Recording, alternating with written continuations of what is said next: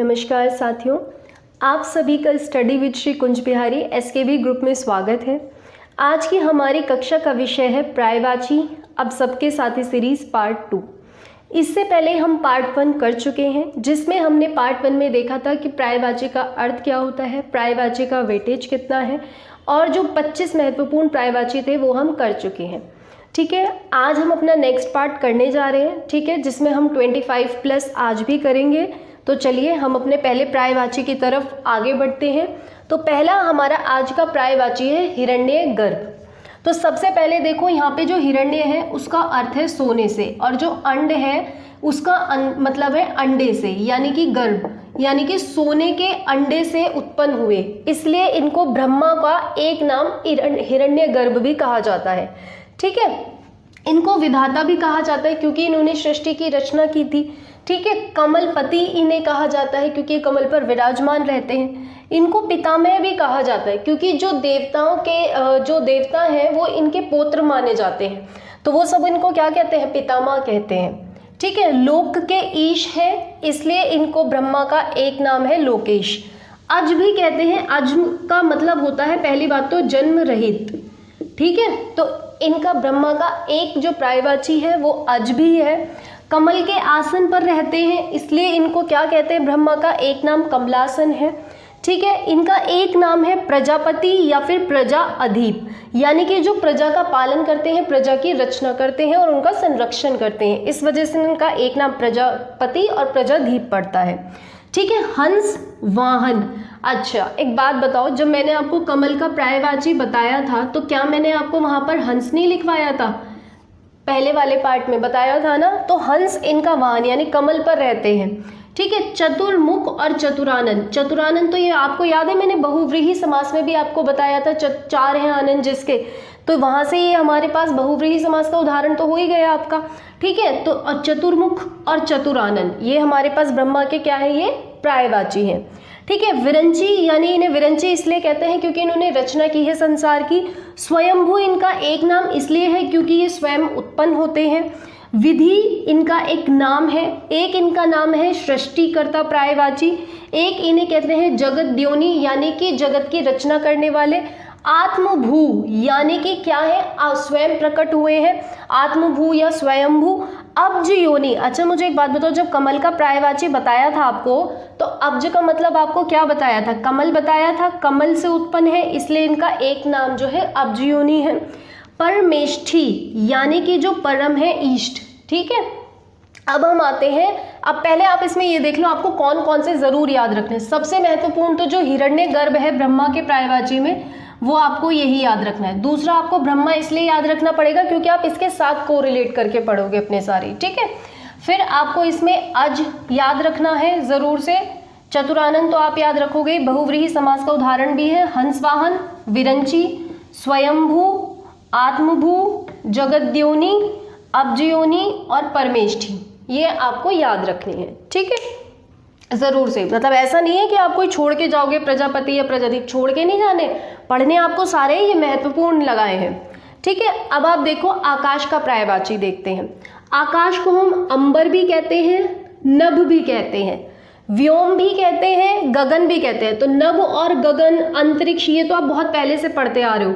अनंत कहते हैं क्योंकि यहाँ पे देखो ताराओं का पथ है, इसे इसलिए इसे तारापथ भी कहते हैं। फलक भी कहते हैं, पुष्कर भी कहते हैं, अभ्र भी कहते हैं, नाक भी कहते हैं, खगोल भी कहते हैं क्योंकि पक्षी भी यहाँ क्या करते हैं, विचरण करते हैं। खग का पक्षी बताया था ना आपको पिछली वाली उसमें क्लास में।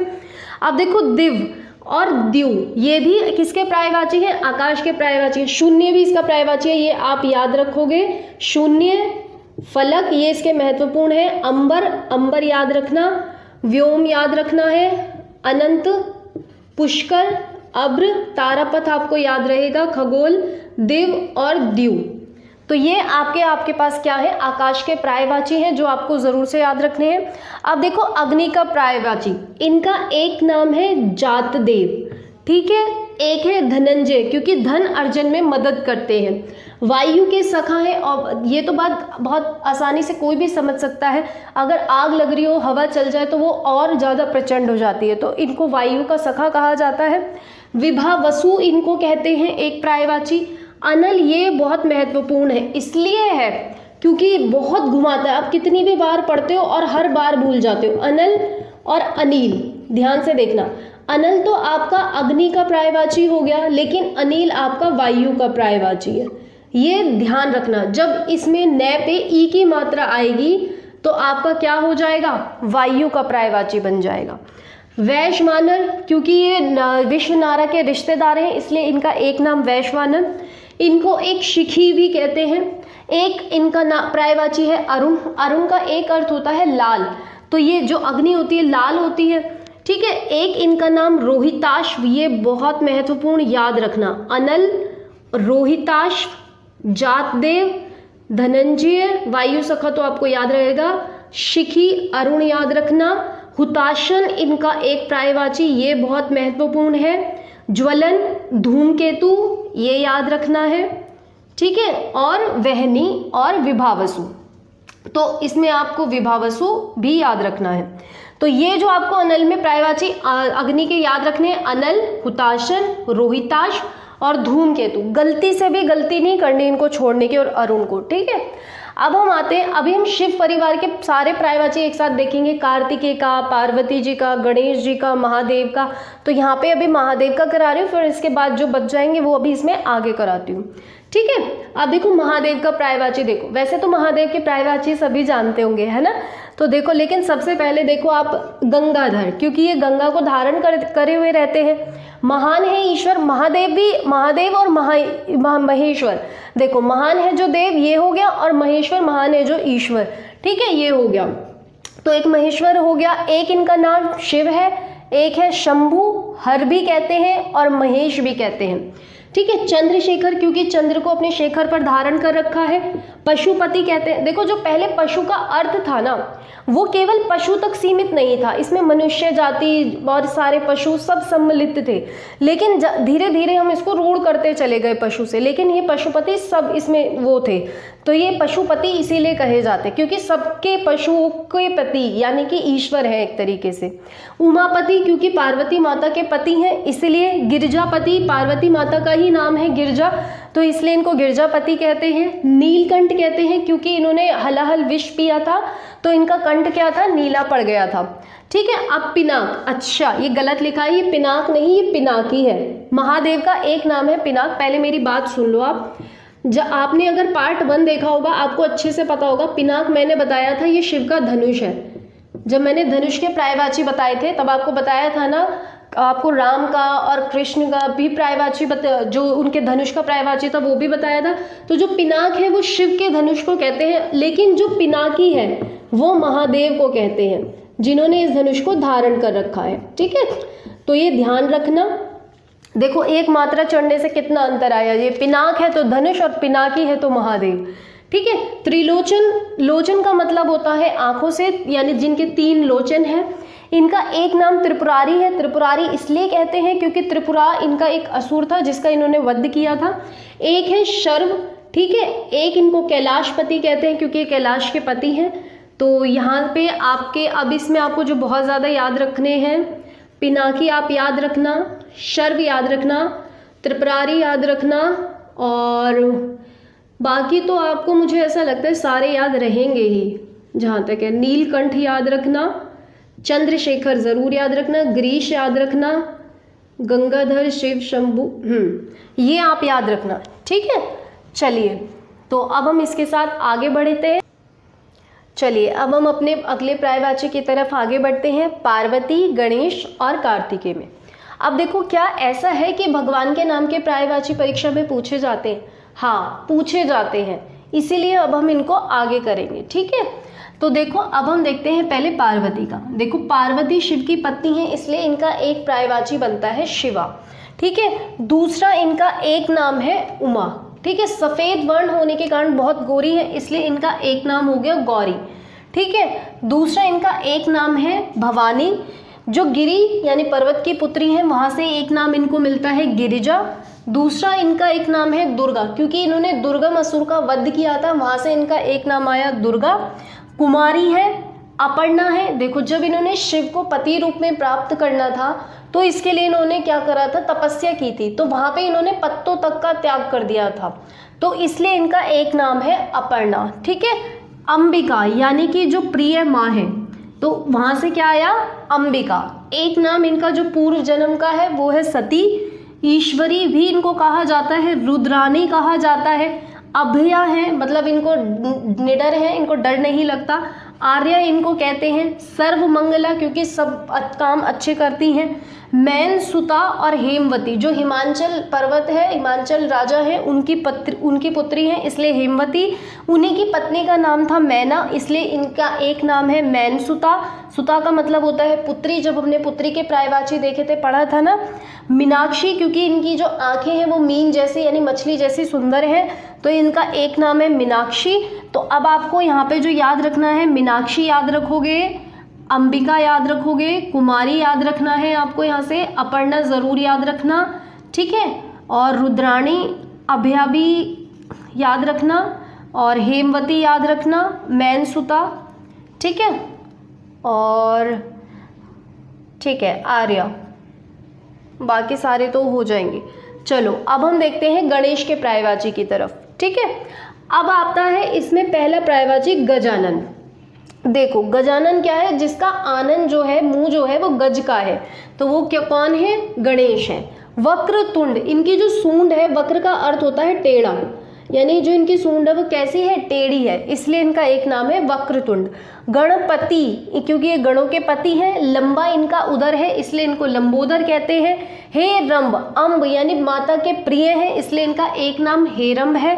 गज बदन क्योंकि इनका जो मुख है वो किसका है, गज का है, तो इसलिए इनका एक नाम पड़ गया गज बदन।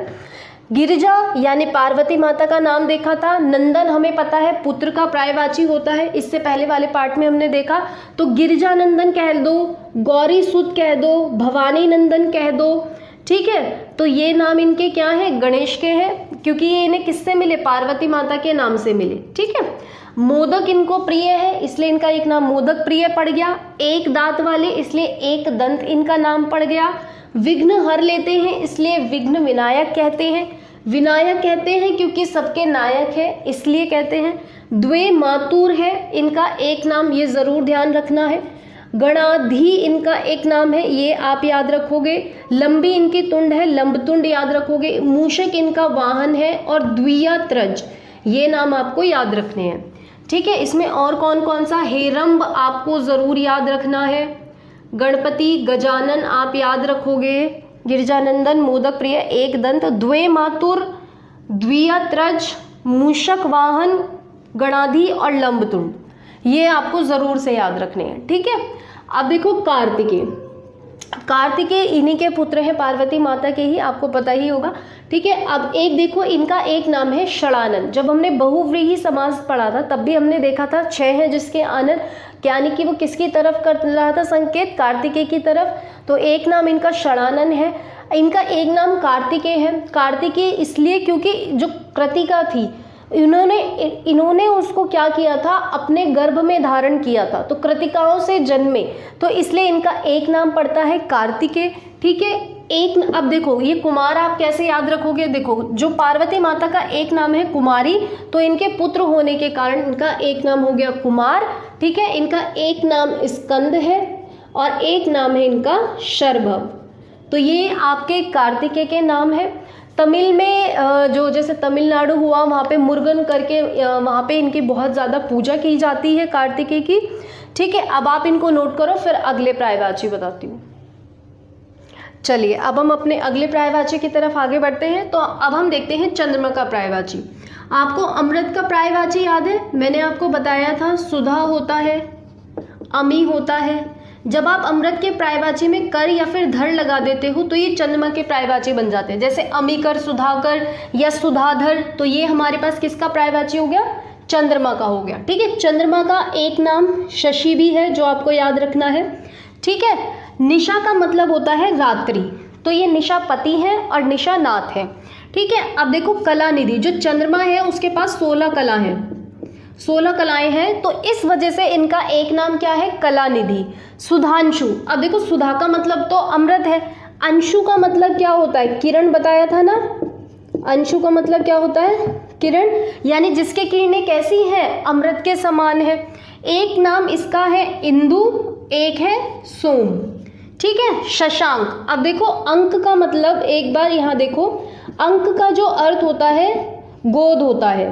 चंद्रमा का एक पर्यायवाची मृगांक भी है, यानी जिसकी गोद में मृग दिखता हो, या फिर शश का मतलब होता है खरगोश, या जिसकी गोद में क्या दिखाई देता हो, खरगोश दिखाई देता हो। तो एक है शशांक और मृगांक, मृगांक नहीं लिखा, मृगांक भी है इसका एक पर्यायवाची, ठीक है, मृगांक ये दिखाई देता हो, ठीक है। मृग लांछन, यानी मृग से आ गया, देखो मृग लांछन, यानी जैसे चंद्र पे क्या होता है, ऐसा लगता है ना कुछ दाग लगा हुआ है, तो ऐसा कि मृग लांछन, जैसे मृग है तो उसको एक लांछन की तरह दिखा रहे, ठीक है। निधि है, मयंक इसका एक पर्यायवाची है, चंद्र इसका एक पर्यायवाची है, कलानाथ, कलानिधि ये हो गया, ठीक है। राकेश, देखो जो राका होता है ना, राका इसका अर्थ होता है पूर्णिमा की रात, ठीक है, और ये उसके ईश है, मतलब पूर्णिमा की रात के, तो इनका एक पर्यायवाची हो गया राकेश। अब देखो शुभ्रांशु, अंशु का अर्थ तो किरण बता दिया, जो शुभ्र है ना इसका अर्थ होता है सफेद, यानी जिसकी किरणें कैसी हैं, सफेद है, तो वो क्या हो गया इसका पर्यायवाची चंद्रमा का, शुभ्रांशु, ठीक है। एक नाम निशाकर और विभाकर, विभा का अर्थ होता है किरण, यानी जिसके पास किरणें हैं, निशाकर और निशापति, ठीक है। अब आपको इनमें से कौन सा, जो एकापति, एक इनका पर्यायवाची है एकापति, ये भी ध्यान रखना है। तो आपको कौन सा बिल्कुल नहीं छोड़ना है, शशांक मत छोड़ना, शशि मत छोड़ना, सुधांशु बिल्कुल मत छोड़ना, कलानिधि, कलानाथ, कलापति एक साथ हो जाएंगे, निशाकर याद रखना है, निशापति निशानाथ हो गया, ठीक है, और मृगांक और शुभ्रांशु, ठीक है, और मयंक, ये आपको ज़रूर याद रखने हैं, ठीक है, इन्हें छोड़ने की गलती बिल्कुल नहीं करनी है। अब देखो विष के पर्यायवाची, देखो विष का अर्थ होता है जहर, ठीक है। शिवजी जी ने कौन सा विष पिया था, हलाहल पिया था, तो ये इसका एक नाम क्या हो गया, हलाहल। प्राणों का अंत कर देता है, प्राणांतक, माहुर मार दिया, ठीक है। संगर एक इसका पर्यायवाची है, कालकूट यानी कि काल के पास, काल के जाल में पहुंचा देता है भगवान के पास, और एक इसका क्या हो गया, गरल। तो ये आपको प्राणांतक, माहुर, संगर, कालकूट, ये सारे ही है, ज़्यादा है भी नहीं, आप इनको याद ही रखना। हलाहल विषय वैसे तो आपको याद आ ही जाएगा, लेकिन कालकूट और गरल ये तो बिल्कुल मत छोड़ना, माहुर, ठीक है। बाकी जो ज़्यादा नहीं है ये आप कर सकते हो आराम से, ठीक है, आप इनको कर लेना। अब देखो चांदनी, चांदनी की पर्यायवाची देखो ज्योत्सना, जब आप ये देखोगे तो चांदनी का पर्यायवाची ज्योत्सना तो है, यहाँ पे से याद रखोगे ही, लेकिन वर्तनी में ये बहुत महत्वपूर्ण है, क्योंकि कई बार इसकी वर्तनी पूछी गई है। बच्चे बताओ इसको ऐसे लिखते हैं ज्योत्सना, या तो ऐसे लिखते हैं या फिर इसको ऐसे लिख देते हैं, और ये दोनों ही गलत है इनकी वर्तनी। तो वर्तनी ध्यान रखना, तय भी आधा है और सै भी आधा है ज्योत्सना में, ठीक है। अब देखो चांदनी का एक चंद्रिका है, एक इसका कौमुदी है, हिमकर इसका नाम इसलिए क्योंकि ठंडा कर देती है कि इसकी किरणें, ठीक है। अमृत है, जुनहाई है एक इसका, एक है उजियारी यानी उजाला करती हैं, और चंद्र मरीचि, मरीचि मैंने आपको पहले भी बताया था, मरीचि का अर्थ क्या है हमारे पास, किरण, और जब चैप पे बड़ी ई की मात्रा आ जाएगी तो सूर्य, यानी कि चंद्र की किरण है, तो यानी कि ये क्या है, चांदनी है। तो अब आप इनको नोट कर, अच्छा एक सेकंड और, पहले इनमें चंद्र मरीचि आपको ज़रूर याद रखना है, जुनहाई, कौमुदी, ज्योत्सना तो बिल्कुल भी मत छोड़ना, कई बार पूछा हुआ है, ठीक है, कौमुदी। तो ये आपके हैं जो आप अभी नोट करो, फिर आगे बताती हूँ। चलिए अब हम अपने अगले पर्यायवाची की तरफ आगे बढ़ते हैं। विष्णु जी का पर्यायवाची देखते हैं। तो सबसे पहले देखो इनका पर्यायवाची है गरुड़ ध्वज। इनका नाम गरुड़ ध्वज क्यों है, क्योंकि जो इनका वाहन है वो गरुड़ है, इसलिए इनका एक नाम पड़ा गरुड़ ध्वज। और गरुड़ है क्या, एक पक्षी की प्रजाति में आता है, ठीक है, इसे खगेश भी कहते हैं, ध्यान रखना, ठीक है। चक्रपाणी, इनके हाथ में क्या है, चक्र है, इसलिए इनका नाम चक्रपाणी है। इनका एक नाम नारायण है, जिससे आप भली भांति परिचित होंगे। अब देखो इनका एक नाम है माधव। इसमें दो बातें प्रचलित हैं। पहला तो ये कि मधुवंश में जन्म लिए तो इसलिए इनका एक नाम पड़ा माधव। ठीक है, दूसरा ये कि ये माँ लक्ष्मी के धव यानी कि पति हैं, इसलिए इनका एक नाम माधव है। ठीक है, एक नाम इनका गोविंद है, एक नाम है इनका जनार्दन, एक नाम इनका मुकुंद है, एक नाम है अच्युत। अच्युत इसलिए क्योंकि इन्हें इनकी शक्ति से कोई हटा नहीं सकता। ठीक है, एक नाम मुकुंद इनका इसलिए पड़ा क्योंकि ये आनंद देने वाले हैं, मुक्ति देकर। ठीक है, इसलिए मुकुंद नाम पड़ा।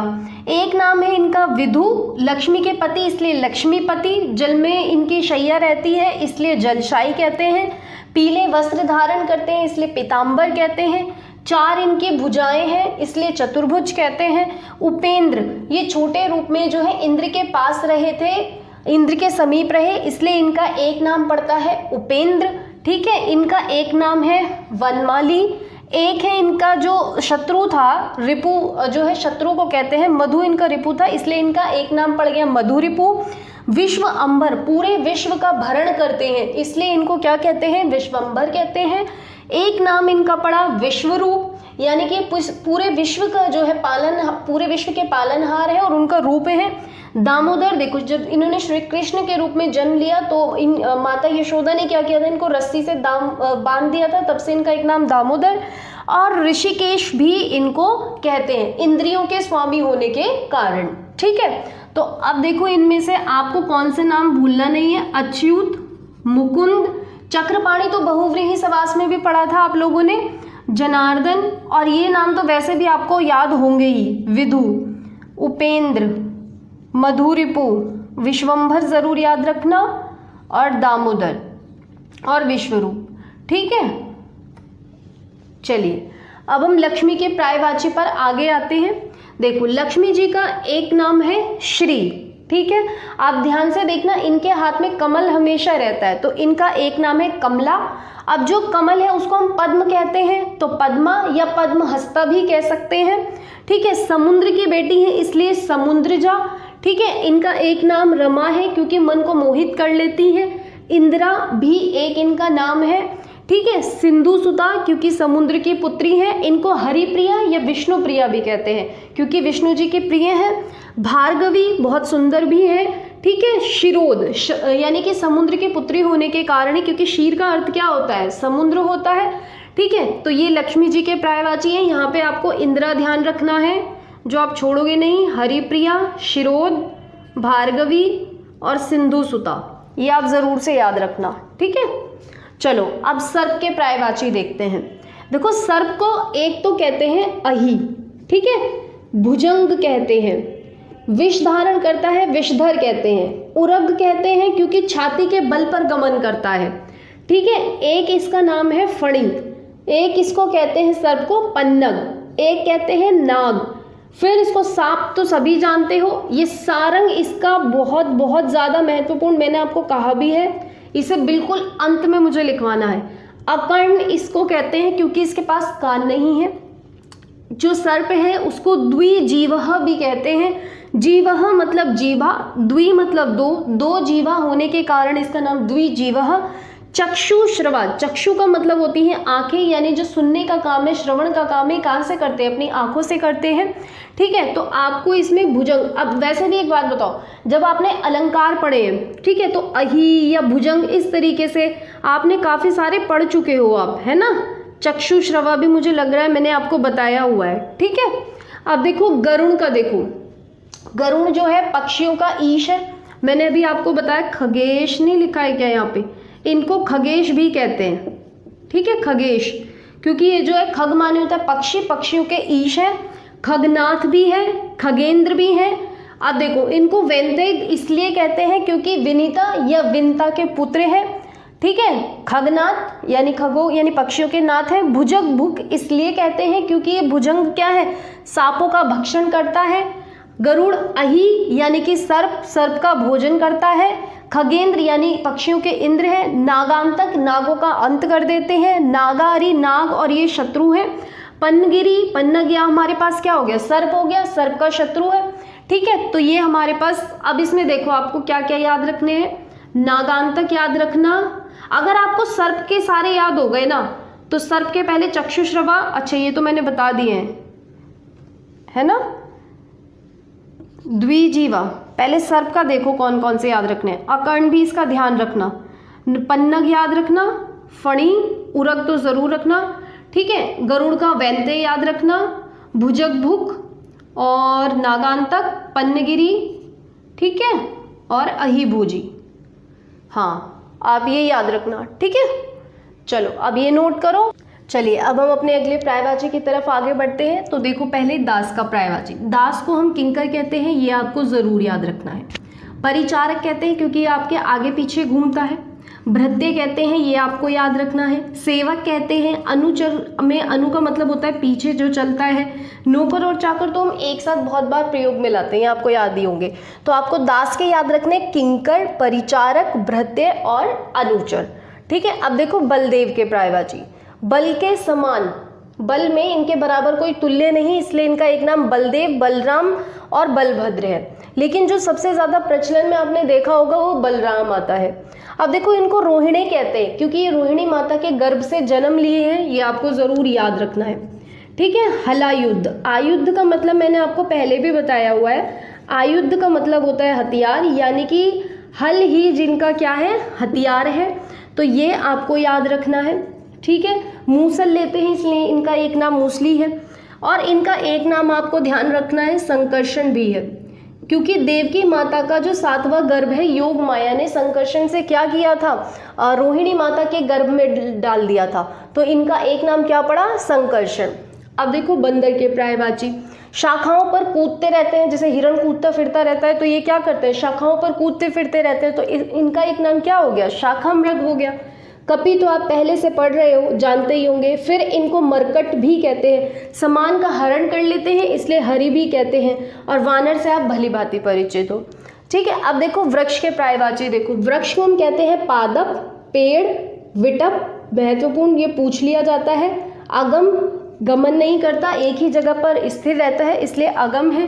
तरु कहते हैं, गाछ कहते हैं, शाखी कहते हैं क्योंकि बहुत सारी शाखाएं हैं, द्रुम कहते हैं। अब देखो इसके जो पर्यायवाची है ना, जब हम कल्प वृक्ष के पर्यायवाची पढ़ेंगे वहां पर भी देखेंगे कैसे कल्प तरु बन जाएगा, कल्प द्रुम बन जाएगा, तो ये वहां पे बनाने में भी हमें मदद करेंगे, ये आपको ध्यान रखने हैं, ठीक है। कुबेर के पर्यायवाची देखो। अब धनाधीप, पहली बात तो ये देखो अधीप का मतलब होता है स्वामी, क्या होता है, स्वामी। ये धन के स्वामी है इसलिए इनका एक नाम धनाधीप। धन के ईश है इसलिए धनेश कह देते हैं, धनपति भी कह देते हैं, ठीक है। किन्नरों के ईश होने के कारण किन्नरेश कह देते हैं। धनत, धन है इनके पास इसलिए यक्षराज भी कहते हैं, राजराज भी कहते हैं। देव कोषा अध्यक्ष, कोष का मतलब क्या होता है, खजाना होता है। देव यानी जो देवताओं के खजाने के अध्यक्ष है। अलका के अधीप यानी स्वामी है, और वैश्रावा के पुत्र है इसलिए इनका एक नाम क्या है, वैश्रवण। तो इनका एक नाम आपको धनाधीप जरूर याद रखना, अलकाधीप जरूर याद रखना, वैश्रवण याद रखना, यक्षराज और किन्नरेश, ठीक है, ये आप ध्यान रखना। तो आप पहले ये नोट करो, फिर चलिए अब हम अपने अगले पर्यायवाची की तरफ आगे बढ़ते हैं। तो पहले हम लोग देखते हैं कपड़े का पर्यायवाची। कपड़े को हम क्या कहते हैं, करपट कहते हैं। क्या कहते हैं, करपट। एक चीज़ और, पर्यायवाची शब्द पढ़ते समय ये ध्यान रखना कि ये जो हमारे शब्द हैं वो केवल हमारे यहीं पे अर्थ देने में या नंबर दिलाने में मदद नहीं करेंगे। जैसे आपको याद होगा जब हमने अलंकार पढ़े थे तो आपको जैसे यहाँ कपड़े का देखो पट है, तो मैंने आपको पट का वहाँ पे 2 अर्थ बताए थे, एक कपड़ा और एक किवाड़, तो वहाँ अलंकारों में भी प्रयोग आया था। इसी तरीके से जब हम हिंदी आगे पढ़ते हुए जाएंगे तो कहीं कोई शब्द हमें वर्तनी में मदद करेगा, कोई हमें अलंकारों में मदद करेगा, कभी शब्द अलंकार में, कभी अर्थ अलंकार में, हर तरीके से, मतलब हर एक शब्द अपने आप में महत्वपूर्ण होता है, ठीक है। तो हमारा कपड़े का क्या हो गया, पहला करपट, दूसरा वस्त्र, तीसरा क्या हो गया, पट। फिर देखो हमारे पास वासन हम लोग कहते हैं, ये भी महत्वपूर्ण है। कपड़े को हम अंबर कहते हैं, जैसे श्री कृष्ण ने पीताम्बर पहना हुआ है तो वहाँ से अंबर, ठीक है। परिधान, तो देखो अंबर हमारे कहाँ मदद करा, समास में मदद करा। तो देखो अब हमारे पास आता है परिधान, ये आपको ध्यान रखना है। पहरावा, चीर, जैसे द्रौपदी का चीर हरण था तो चीर से क्या हो गया, वस्त्र, तो ये हो गया। पोशाक, लिबास, दुकुल, ये आपको याद रखना है। अंशुक, तो यहाँ पे आपको याद रखना है करपट, जो ज़रूर याद रखना है, वासन, अंबर और दूकल और अंशुक, ठीक है, ये आप याद रखोगे। और बाकी सब तो आपको याद रहेंगे भी वैसे भी, ठीक है। अब देखो कल्प वृक्ष। अभी जब हमने वृक्ष के पर्यायवाची पढ़े थे, मैंने आपको बताया था वृक्ष को हम क्या कहते हैं, द्रुम कहते हैं, या जैसे हमने विटप देखा था, और भी हमने देखे तरु देखा। इसी तरीके से मैंने आपको वहाँ पर बोला था जब हम कल्प वृक्ष के पढ़ेंगे तो वो हमें क्या करेंगे, मदद करेंगे, जैसे द्रुम, देव, द्रुम, ठीक है। लेकिन उससे भी पहले मैं आपको एक देव और असुर के पर्यायवाची का अर्थ बताना चाहूँगी। पहले ये देखो देव को हम क्या कहते हैं, अमर, क्योंकि अमर है, मरते नहीं है, ठीक है, देवता है। सुर कहते हैं, अभी हम सुर के तो कई बार पढ़ चुके हैं, जैसे ये सुर, तरु का हमने पढ़ा वृक्ष, और सुर से हो गया हमारे पास देव, तो यानी देव वृक्ष है ना, ये हो गया। अब देखो निर्जर, इनको जरा अवस्था नहीं यानी बुढ़ापा नहीं आता, इसलिए इनको निर्जर कह देते हैं, ये आपको याद रखना है। सुर आपको याद रखना है।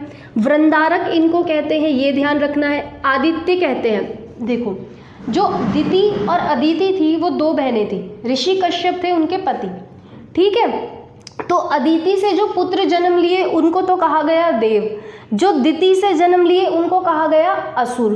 तो देवताओं का एक नाम अदिति के गर्भ से लेने के कारण पड़ा आदित्य, और असुरों का नाम पड़ा दैत्य, क्योंकि इन्होंने दिति के गर्भ से जन्म लिया, ठीक है। तो आदित्य आपको याद रखना है, ठीक है, और असुर का दैत्य हो गया, राक्षस, दानव, निशाचर, क्योंकि रात्रि में विचरण करते हैं, ठीक है। अब देखो कल्प वृक्ष का, कल्प शाल, द्रुम हो गया, पेड़ के लिए था, कल्प द्रुम हो गया। कल्प वृक्ष वो होता है जो इच्छाओं की पूर्ति करता है, और कल्प तरु हो गया, देव वृक्ष हो गया, सुर द्रुम हो गया। देखो सब कितने आसान है। हरिचंदन आपको जरूर याद रखना है, मंदार याद रखना है, पारिजात याद रखना है, ठीक है। इसमें कल्प तरु और कल्प द्रुम, बाकी देवद्रुम, सुरद्रुम ये आपको याद अपने आप ही हो जाएंगे, ठीक है। अब देखो लहर का पर्यायवाची।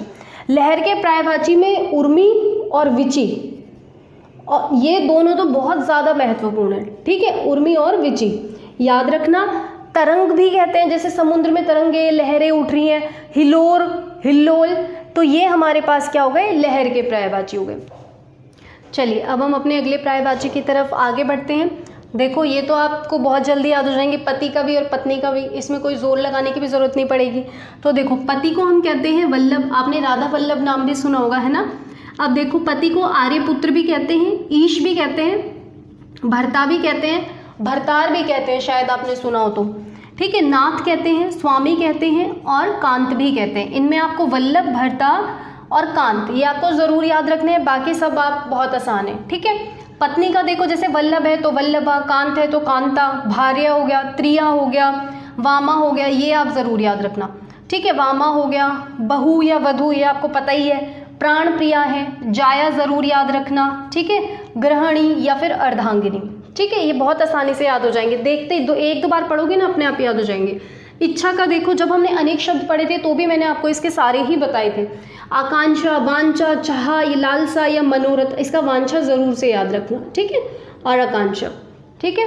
अब देखो बिजली का, बिजली के पर्यायवाची देखते हैं। देखो बिजली को विद्युत कहते हैं, चपला कहते हैं, चंचला कहते हैं, ये ज़रूर ध्यान रखना है। देखो दामिनी और सौदामिनी दोनों ही किसके पर्यायवाची हैं, बिजली के पर्यायवाची हैं, ये ध्यान रखना है।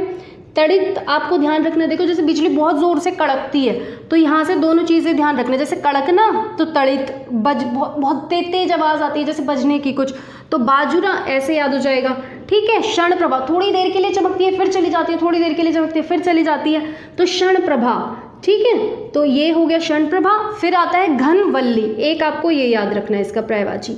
तो आपको चपला, चंचला, दामिनी, सुदामिनी एक से ही है, दामिनी ज़रूर याद रखना वैसे, ठीक है। और तड़ित, क्षणप्रभा, घनवल्ली और बाजुरा, तो ये हमारे किसके पर्यायवाची हो गए, बिजली के हो गए। अब देखो पक्षी के देखते हैं पर्यायवाची। पक्षी को हम कहते हैं खगे, खग कहते हैं, अच्छा। और अगर खगेश आ जाता तो कौन आ जाता उसमें, ये कौन है, किसका पर्यायवाची है, अभी बताया था, गरुड़, ठीक है। अब देखो परिंदा, विहग या विहंग भी किसको कहते हैं, पक्षी को कहते हैं। आपने ये शब्द भी सुना होगा मेरे ख्याल से, विहंगम दृष्टि, है ना, कई बार सुना होगा, जैसे एक नज़र में सब कुछ देख लेना।